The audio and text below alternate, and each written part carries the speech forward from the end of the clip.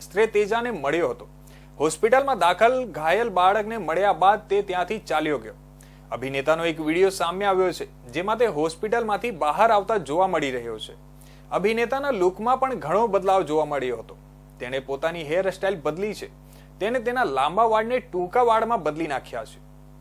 4 ડિસેમ્બરે હૈદરાબાદના સંધ્યા થિયેટરમાં પુષ્પા 2ના પ્રીમિયર દરમિયાન નાસભાગમાં એક મહિલાનું મોત થયું હતું। સાથે જ મૃતક મહિલાના બાળકને ઈજા થઈ હતી। ઘાયલ બાળકની બેગમપેટની કિમ્સ હોસ્પિટલમાં સારવાર ચાલી રહી છે, જેમને અભિનેતા તેની સુખાકારી વિશે પૂછવા માટે મંગળવારે મળ્યા હતા। ઘાયલ બાળકના પિતાએ હાલમાં જ એક અપડેટ આપતા કહ્યું હતું કે તેની તબિયતમાં સુધારો થઈ રહ્યો છે। શુક્રવારે નામપલ્લી કોર્ટે નાસભાગ કેસમાં અલ્લુ અર્જુનની નિયમિત જામીન અરજી સ્વીકારી હતી।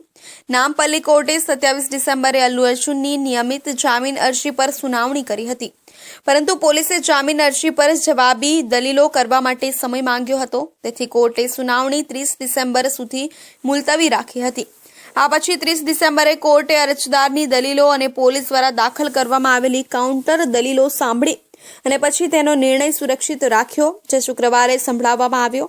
4 ડિસેમ્બરે સંધ્યા થિયેટરમાં પુષ્પા 2 ધ રૂલના પ્રીમિયર શો દરમિયાન થયેલી નાસભાગના સંબંધમાં નોંધાયેલા કેસમાં અલ્લુ અર્જુનની 13 ડિસેમ્બરે ધરપકડ કરવામાં આવી હતી, જેમાં એક મહિલાનું મોત થયું હતું। અભિનેતાને નામપલ્લી કોર્ટમાં રજૂ કરવામાં આવ્યો હતો, જ્યાં તેને 14 દિવસની ન્યાયિક કસ્ટડીમાં મોકલવામાં આવ્યો હતો। આ પછી તેના વકીલોએ હાઈકોર્ટમાં અપીલ કરી, જ્યાંથી તેને તે જ દિવસે વચગાળાના જામીન મળી ગયા।